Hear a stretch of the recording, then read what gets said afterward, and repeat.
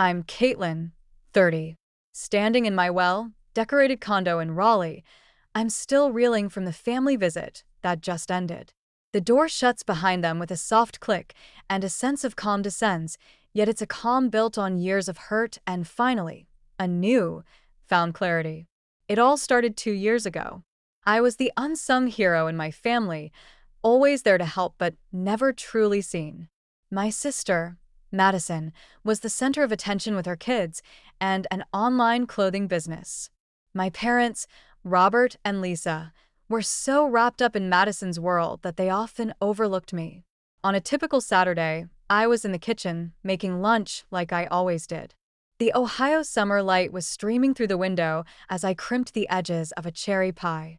From the living room, I could hear the drone of a baseball game and my dad's occasional grunts. Mom was chasing after my nieces, and Madison was busy with her online sales pitch. I announced my promotion to senior clinical specialist and a transfer to Raleigh. It was a huge deal for me, but it was like I'd spoken into a void. No one looked up, no one said a word. Later at the lunch table, as I served the food I'd spent hours preparing, Madison boasted about her sales, and my parents showered her with praise.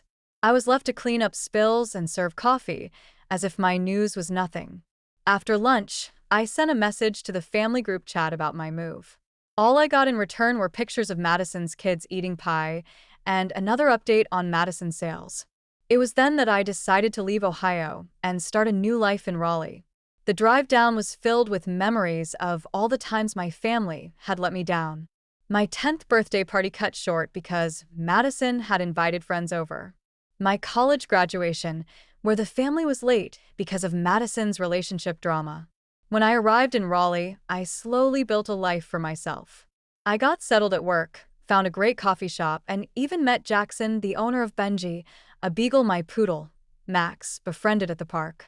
One day, my cousin Lily, who is 22 and the only one to keep in touch, visited.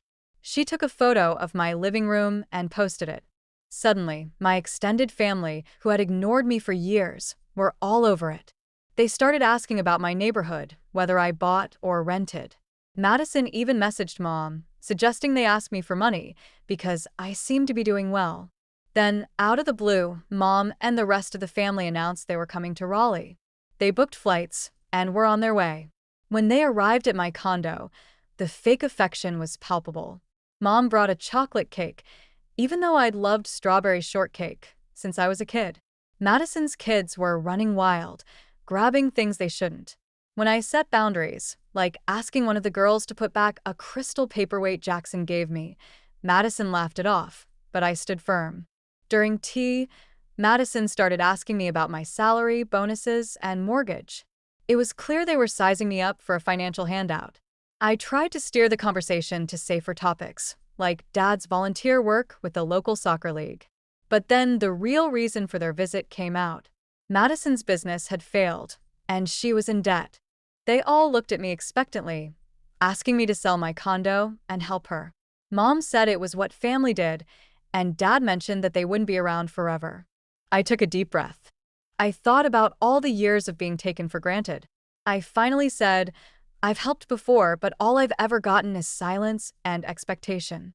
I'm done. Madison was furious, accusing me of choosing money over family. Mom and Dad tried to trip me, bringing up all the times they'd helped me. But I stood my ground. I recounted all the times they'd ignored me, like when I got my promotion or on my birthdays. In the end, I told them it was enough for the day. They left awkwardly, and I felt a weight lift off my shoulders. I silenced my phone, not caring about the texts that were sure to come. Over the next few days, their messages got more desperate. Madison alternated between apologies and accusations. Mom pleaded, and Dad made awkward attempts at reconciliation. But I didn't respond. Months later, Mom called to apologize. She said they all wanted to try again on my terms. I told her I'd think about it. For the first time in my life, I wasn't holding my breath. I'd learned that family isn't just about blood. It's about choice, respect, and care. And I'd chosen to build a life where I was truly seen and valued.